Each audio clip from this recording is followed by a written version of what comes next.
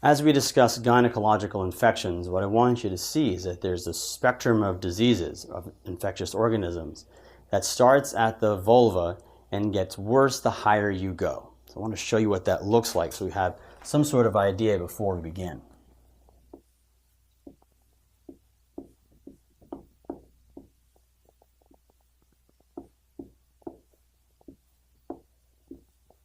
Uterus, ovaries, vagina. So what you'll see at the very opening, the lower end of the genital system, is vulvovaginitis. This is going to be Trick, BV, and Candida. As you get a little higher, you're going to cause a cervicitis. This is sort of a transition point between vulvovaginitis and PID. Cervicitis is generally caused by STDs like gonorrhea and chlamydia, but can be caused by the same organisms that cause vulvovaginitis. And then, as you get even higher into the genital system, you can start developing diseases like endometritis, salpingitis, tubo-ovarian abscesses, and then frank peritonitis. And the idea here is that the higher up the infection, the more severe the patient presentation. The cervicitis can lead to an infection that ascends into the uterus, but it can also break down the protective lining of the uterus, allowing those vaginal flora to ascend. But generally, those organisms that cause vulvovaginitis can't get past the cervix. You'll see how this becomes relevant as we talk about each of the diseases. We're going to start off with vulvovaginitis, the most benign of the diseases. And what you need to do for vulvovaginitis is recognize which organism is doing the infection based on the patient presentation, which includes the vaginal discharge and what you see on a wet prep. And knowing what the organism is, you'll then be able to treat. Now, everyone's going to get a speculum exam, and everybody is going to get a wet prep. And a wet prep is both a saline prep and a KOH prep. You're going to take a swab of the vaginal discharge, put it on one slide with KOH. You're going to take the same swab, put it on another slide with saline, and then look at them both. Both are going to be done every patient, every time. And we're going to break it down into 3 different infections. The first being Candida. The person is going to have risk factors for developing Candida. That is diabetes, steroids, or recent antibiotic use. And the patient is going to have vaginal discharge and a little bit of itching. When you look, what you'll see is thick, white discharge that's adherent, it's sticky to the vaginal wall. And there's generally going to be no odor associated with Candida. When you do the wet prep, what you're going to see is hyphae. Hyphae are seen on the KOH prep. And the treatment is going to be antifungals. And for antifungals, you're first going to use over-the-counter topical, and if that fails, you can use prescription fluconazole oral ×1. That's Candida. The next is bacterial vaginosis, and BV is the most common cause of vulvar vaginitis. What you're going to see is that itchy discharge, but when you look with a speculum exam, what you're going to see is a thin gray-white discharge, and you're going to see a lot of it.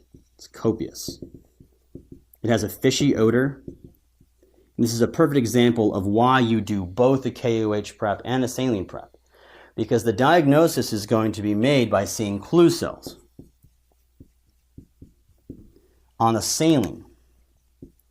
But if you do the KOH prep, you'll have a positive whiff test on KOH. The treatment here is going to be with metronidazole. And you'll try topical first, then move to oral.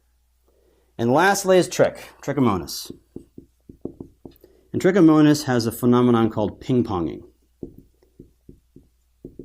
The idea here is that you are only treating the woman. So she comes in, you identify trick, you treat her for the trick. But her partner still has it, and she then gets reinfected by him.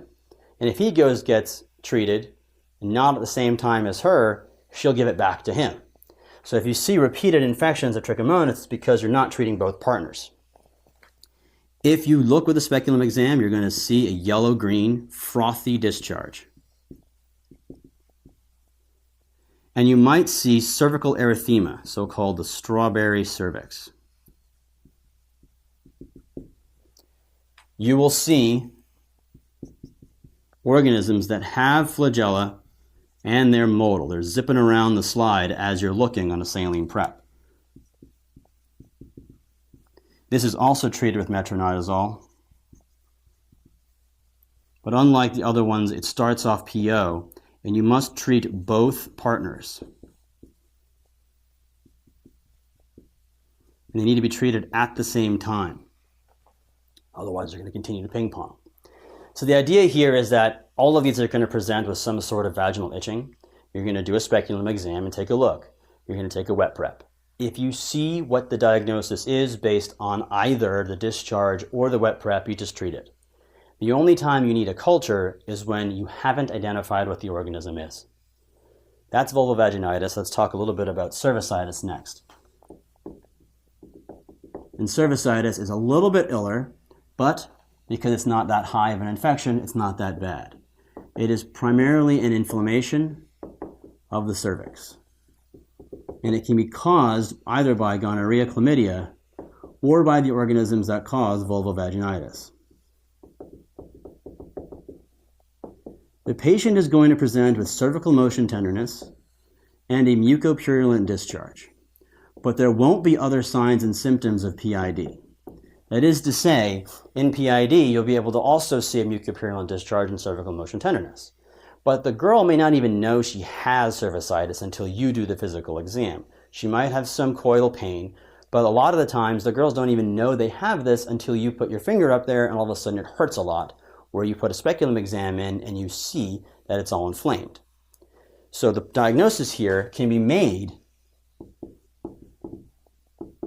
with a couple of tests, and you've got time to figure it out. The physical exam will show you that she's got cervicitis, but it's going to be a GC and chlamydia nucleic amplification assay, that's basically PCR, and a wet prep will differentiate the diseases for you. Now, what you should not do, because they have low yield, is use a gram stain. And cultures are generally very useless because you've got your wet prep and your NAT. If the test gives you gram stain information, that's useful. That is to say, gonorrhea is going to show up as gram-negative diplococci. Chlamydia will show up as lots of white blood cells, no bacteria, because it's intracellular. But that doesn't change your management, and it has low diagnostic yield, so you shouldn't do it. But because the NAT takes about 48 hours to come back, you often end up treating these people empirically. So if you're going to treat gonorrhea and chlamydia, you treat gonorrhea with ceftriaxone times 1 IM, and chlamydia is going to be treated either with doxycycline or azithromycin. And they really can't make you choose between them. Doxy is generally going to be the right answer because it's cheaper. Azithromycin causes cardiac toxicity. Doxycycline can't be taken if pregnant. So there can be ways that they throw a wrench in there to make you choose between them, but generally they should not. And in general, if you find one, you treat the other, especially since chlamydia is intracellular, doesn't show up on gram stain, and doesn't usually come out on culture. Usually you just treat them both. And if you see something else on the wet prep, okay, well, it's not either gonorrhea and chlamydia, and you can see it right then and there in clinic, you're going to treat based on the chart over here. So cervicitis is sort of that bridge between vulvovaginitis and pelvic inflammatory disease. The person isn't that sick, so you can use the wet prep and the NAT to figure out what it is and treat what you find. When it comes to pelvic inflammatory disease, the severity of illness is a little bit higher, and now they don't have time to wait for the tests. The path is essentially anything we talked about over here: salpingitis, endometritis, ovarian abscess, flank peritonitis. But what we know is that it is going to be an ascending infection. and it is caused by gonorrhea a third of the time, chlamydia a third of the time, and then vaginal flora a third of the time. That's going to become relevant when we start talking about empiric therapy. The patient is going to be sick, and the CDC has very specific criteria for what constitutes pelvic inflammatory disease, and then there are some other clues you should identify in a vignette or in your patient that say, hey, this person is a little bit more toxic. So diagnostic criteria go like this. There either has to be pelvic or abdominal pain. There has to be no other cause for those symptoms. And then any one of the following be positive. Cervical motion tenderness, adnexal tenderness, and uterine tenderness. Any one CMT, adnexal, or uterine tenderness, if you've got any of those that are tender, anything that involves the GYN organs, count it. Now the person is generally going to be more toxic because this is as high up as it gets, they're going to be a little bit more ill. And so what you should look for is a fever, lots of white blood cells on a wet prep, knowing that an absence of systemic leukocytosis does not mean absence of this disease. They may have no fever, leukocytosis, and still just be as ill. And they're likely to have a mucopurulent discharge. Now, the diagnosis of pelvic inflammatory disease is based on those criteria, so it's generally a clinical diagnosis. You can do a transvaginal ultrasound to help you identify a tubovarian abscess or free fluid. You don't have to do the ultrasound before you give antibiotics. And because this can cause death as well as long-term fertility issues, you really want to get this treated. The treatment's going to come in two forms. Either an inpatient form, in which case the person is severely ill, and this is not going to be based on the criteria, it's going to be based on your assessment of toxicity. Nausea and vomiting, that is, they can't tolerate PO, or they're pregnant. The inpatient therapy is going to be cefoxitin and doxy IV. This is where you want to go first. If for some reason you cannot give this because of allergies or pregnancy, then the backup regimen is going to be clindamycin and gentamicin. An outpatient regimen is ceftriaxone,